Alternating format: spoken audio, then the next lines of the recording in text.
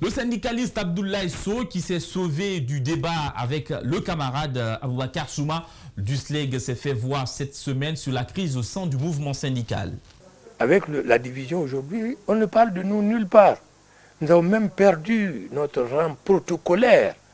On parle plus aujourd'hui de la société civile, des gens qui aussi sont divisés mais qui parlent partout, que du mouvement syndical guinéen qui est représentatif de la classe ouvrière et qui devrait jouer son rôle, le premier rôle dans les mouvements sociaux de ce pays. C'est nous qui devrions porter la revendication des travailleurs guinéens et modifier leur mode de vie, améliorer leurs conditions de vie. C'est nous qui devrions le faire. Mais vous ne pouvez pas le faire quand vous êtes divisés. Et pour que nous puissions dépasser cette division, il faut que chacun accepte de lâcher du lest pour que nous nous retrouvions autour de la table, que nous nous parlions franchement. Je sais que vous voulez savoir s'il a réagi à propos de ses relations avec le camarade Souma. Oui, nous lui avons posé la question et il a répondu ceci. Aboubacar Souma est un frère. Nous échangeons souvent. Il n'y a aucune animosité entre nous. Il n'y a aucune animosité entre Aboubacar Souma et moi. On chahute d'ailleurs parce qu'il est Souma, moi je suis Sow. On n'a pas... Il n'y a aucun clivage. Cependant, au niveau syndical, c'est de sa volonté, de leur volonté, qu'ils ont décidé de suspendre à son nom et pour un groupe donné les activités au sein de l'USTG. Mais il y a encore le SLEG dans l'USTG, une très bonne partie, et une partie crédible. Et dans toutes les préfectures de la Guinée, dans toutes les régions de la Guinée, le SLEG, les membres du SLEG ont dit qu'eux, ils ne quitteront pas l'USTG pour des raisons évidentes. La journée internationale des femmes ne sera pas célébrée ce 8 mars en Guinée en raison, évidemment, vous le savez, de la crise sanitaire. Le ministre de l'Action sociale et des droits des femmes l'a annoncé en début de semaine. Aujourd'hui, dans cette rubrique, nous sommes allés à la rencontre de cette jante féminine, forte, débrouillarde, parfois en quête perpétuelle d'équité et d'égalité. Que pensez-vous de la fête du 8 mars, qui est déjà la vôtre? Oui, c'est une fête qui mérite d'être fêtée. Et c'est une joie pour toute femme, parce que c'est une occasion de se reconnaître et de pouvoir se réjouir d'être femme et de s'exprimer, de montrer de quoi on a besoin, de montrer aussi de quoi on est capable. À l'occasion de cette journée, il y a beaucoup d'activités. Vous réclamez assez de choses comme l'autonomisation notamment. Et avec l'expression phare, souvent, les femmes prennent le pouvoir. Est-ce que ça va être le cas cette fois-ci, en prenant la place de l'homme? Bon, moi je pense que chacun a sa place dans la société. La femme est une mère d'abord. Elle est éducatrice, elle est une école si elle accepte d'être ce qu'elle est.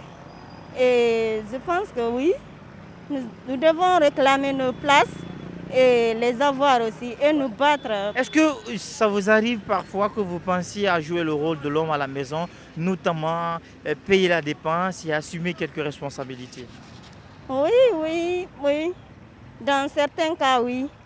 Bon, si c'est possible, si le mari n'est pas capable, tu peux le faire pour subvenir aux besoins de tes enfants. Parce que l'enfant, c'est ton fruit. Et vous, personnellement, ce 8 mars, est-ce que vous allez jouer ce côté homme à la maison en payant la dépense? C'est ça?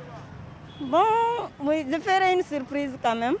Je ne dis pas que je vais faire toutes les dépenses, mais je ferai une surprise. Pour cette fête des femmes, qui est le 8 mars, pour commencer en avant, je souhaite une bonne fête aux femmes du monde entier.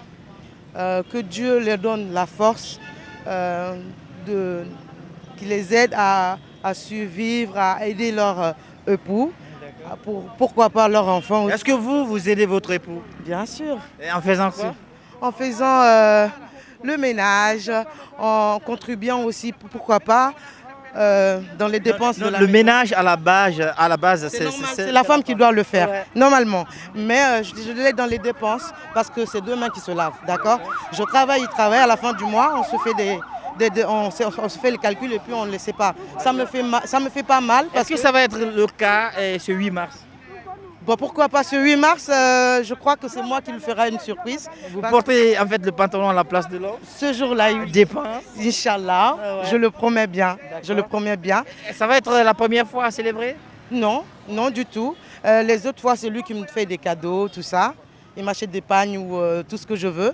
Mais cette fois-ci, j'aimerais faire une surprise que je suis contente d'être sa femme. Il m'a honorée parmi tant de femmes. Donc, je pourrais dire que le dire merci et le célébrer avec lui. Ok, je ne connais pas trop votre profession, mais est-ce qu'il vous arrive parfois que vous hissez la tête en vous comparant à l'homme? Oui, ça dépend parce que la femme, on ne peut pas connaître le cœur d'une femme. Ça peut arriver que j'essaye de me comparer à lui, mais arrivé à un certain moment, il faut que je me remette en question que non, c'est lui qui me lâche, c'est lui qui m'a épousée, donc je dois me rabaisser à chaque fois. Je n'ai pas le choix, monsieur. Voilà, et vive la femme, vive les femmes guinéennes et vive les femmes du monde entier. Situation chaotique à Dakar depuis qu'Ousmane Sonko, président du PASTEF, a été arrêté. Des émeutes ont éclaté dans la capitale sénégalaise, faisant des morts et des blessés. Les avocats de cette figure de l'opposition sénégalaise ont tenté d'avoir accès à leurs clients vendredi en vain. Et ce qui se passe est tout simplement scandaleux. Donc lorsqu'on est venu au palais ce matin, nous ne savions même pas où se trouvait notre client. Parce que pris de la section de recherche, il devait normalement être acheminé à la cave. Mais puisqu'on considère que c'est un détenu politique, on l'a caché. Et normalement, donc, on devait le retrouver dans le bureau du doyen. Nous sommes venus retrouver le doyen. Le doyen nous a dit qu'il ne l'a pas vu.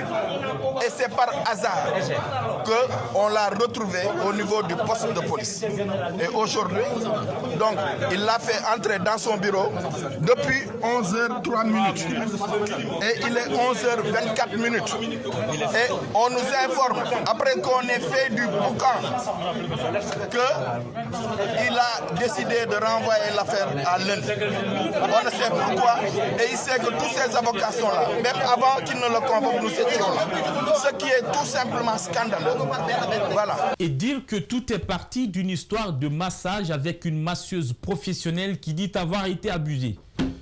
Ah, les femmes, on vous a déjà dit vous êtes les maîtres du monde, mais vraiment... Eh, mon ami, il faut couper.